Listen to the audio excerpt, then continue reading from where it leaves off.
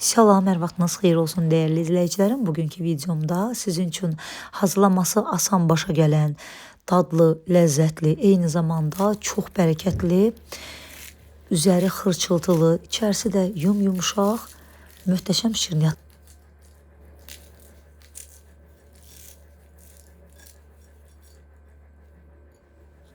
Xəmiri üçün bizə yarım kiloqram, yəni 500 qram un lazımdır. Stəkan ölçüsü ilə də ərzaqların miqdarını açıqlama bölümündə qeyd edəcəm. Oradan baxarsınız. Həm qramlı, həm stəkan ölçüsü ilə qeyd edəcəm. İstifadə etdiyim stəkan ölçüsü də 200 ml stəkan ölçüsüdür. 500 qram unun üzərinə 350 qram buzluqdan çıxmış soyuq buz kimi yağı sürtkəcin iri gözündən keçirdirik. Xəmir demək olar ki, Napolyon xəmirinə bənzər bir xəmir olduğu üçün ona görə burada istifadə edəcəyiniz həm yağdır, həm xamadır, sudur, hamısı soyuq buz kimi olmalıdır. Suyu da hətta soyuducuya yerləşdirin ki, soyuq olsun, yəni buz kimi istifadə edin. Mən də bütün ərzaqları hamısını soyuducudan çıxartmışam. Xam olsun, yumurta olsun, su olsun, hamısı soyuqdur. Və yağı sürtkəcin iri gözündən keçirdikdən sonra tam olaraq da umaç halına gətirmirik, amma bir qədər ovaraq unla qarışdırırıq gördüyünüz kimi. Biraz umaç halına gətirdikdən sonra orta hissəsində bir oyuq açırıq. Burada 2 yumurta götürmüşük. Yumurtanın ağını mütləq sarısından ayırmaq lazımdır. Yumurtanın ağlarını saxlayırıq bezi üçün. 2 yumurtanın sarısına 150 ml soyuq su əlavə edirik. Qarışdırıb xəmirin üzərinə əlavə edirik. 150 ml soyuq suda bir stəkandan hardasa 2 barmaq və ya 1 baş barmağı əski, yəni aşağı su eləyir. Və üzərinə də 200 qram xam əlavə edirik. Xamanı əlavə etdikdən sonra xəmiri tam olaraq adi xəmirlərdə olduğu eynən Napolyon xəmiri kimi xəmiri sadəcə toparlayırıq. Yəni xəmirin içərisində yağ dənələri, yağın qalıqları hamısı görünməlidir demək olar ki. Və xəmiri bu cür toparladıqdan sonra götürürük masanın üzərinə biraz un səpirik. Çox un səpmək lazım deyil, biraz. Azacıq un səpdikdən sonra xəmiri yayırıq və xəmiri gördüyünüz şəkildə yaydıqdan sonra zərf şəklində bükürük və zərf şəklində bükdükdən sonra bir salafana yerləşdirib soyuducunun buzluq olmayan adi gözündə xəmiri 1 saat müddətində gözlətmək lazımdır. Dəyərli izləyicilərim, kim hardan videolarımızı izləyirsə, hər birinizdən çox xahiş edirəm ki, videolarımızı izləyərkən saniyənizi ayırıb yuxarıda gördüyünüz bəyən düyməsinə toxunaraq videolarımızı bəyənməyi unutmayın. Əgər bəyənirsinizsə, kanalımıza dəstək olmaq üçün videolarımızı yaxınlarınızla da paylaşın. Dəstək olan hər kəsdən də Allah razı olsun. Hər birinizə ayrı-ayrılıqda öz təşəkkürümü bildirirəm. Və indi isə biz içlik hazırlayırıq. İçlik üçün 3 ədəd yumurtanın ağını götürürük və 3 yumurtanın ağına 1 çimdik adi duz əlavə edirik. Biraz mikserlə gördüyünüz kimi biraz köpüklənənə qədər qarışdırdıqdan sonra üzərinə 180 qram şəkər tozu əlavə edərək, şəkər tozunu da bir dəfə yox, hissə-hissə əlavə edərək tam olaraq bezi halına gətiririk. Qabı aşağı əydikdə bezi içərisindən süzülmürsə, axmırsa, demək bezi hazırdır. Hazır olan bezin də içərisinə ağlı, sarlı kişmiş əlavə edirik. Kişmişləri də doğramışam. Demək olar ki, bir kişmişi 2 yerə bölmüşəm. Çox iri olduğuna görə, amma xırda kişmiş olarsa elə bütöv halda da əlavə edə bilərsiniz. 150 qram qarışıq sarı qaralı kişmişdir və 150 qram da doğranmış qoz ləpəsi əlavə edirik. İçliyimiz hazırdır.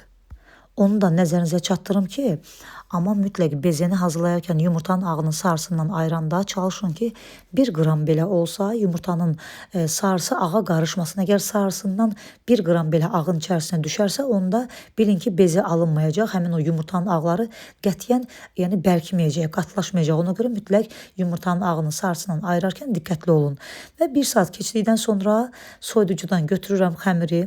Eyni bərabərdə olmaqla gözə yarı olaraq 4 hissəyə bölürəm və yüngülvarı belə kündələmiş kimi eləyirəm, yuvarlayıram və bir kündəni götürürəm, qalanlarını isə yenidən soyuducuda saxlayıram.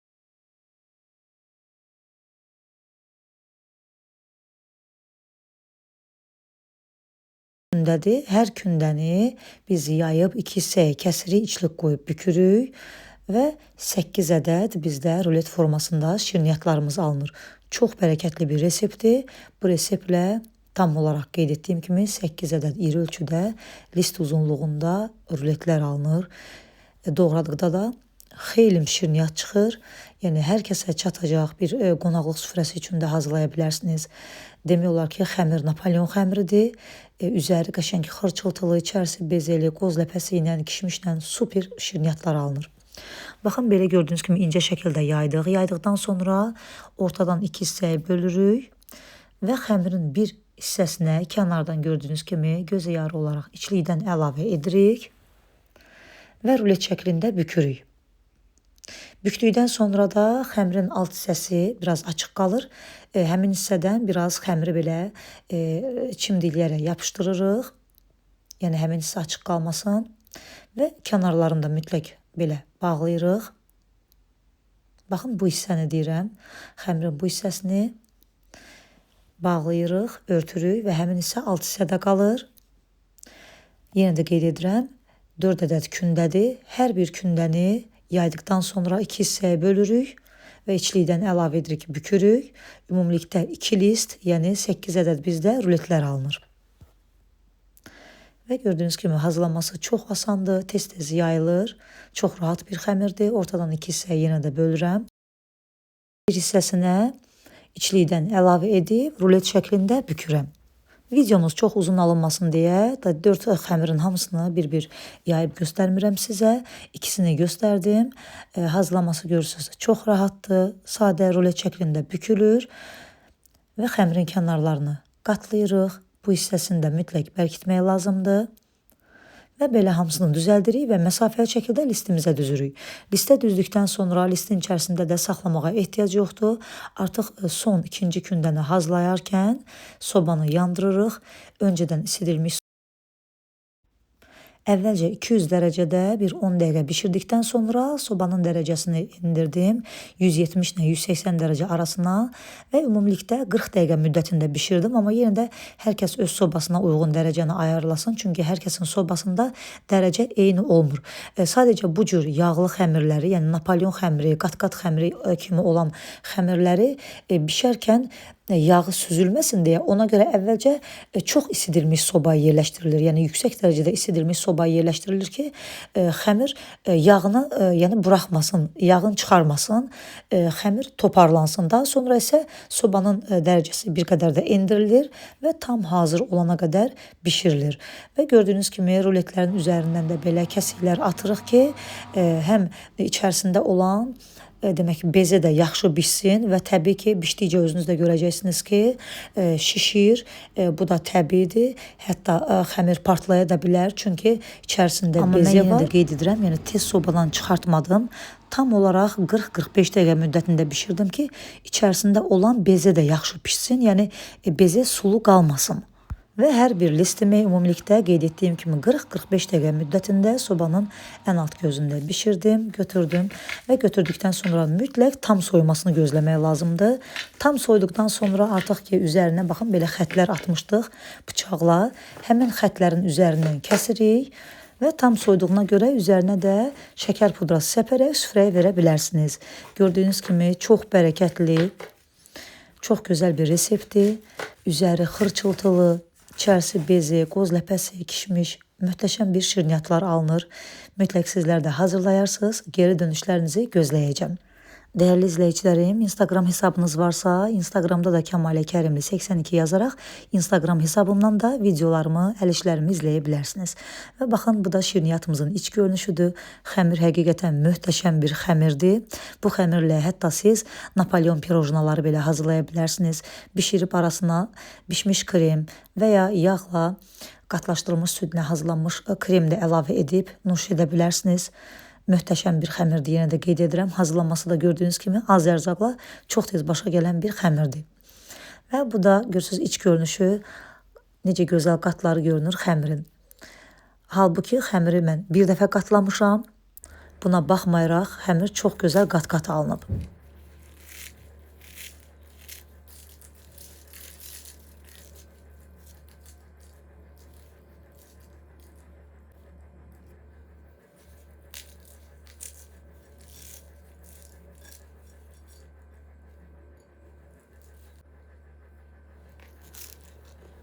Onu da qeyd edim ki, bu xəmiri istəsəniz həm kərə yağı ilə, həm də adi 250 qramlıq paçka margarin yağları ilə də hazırlaya bilərsiniz.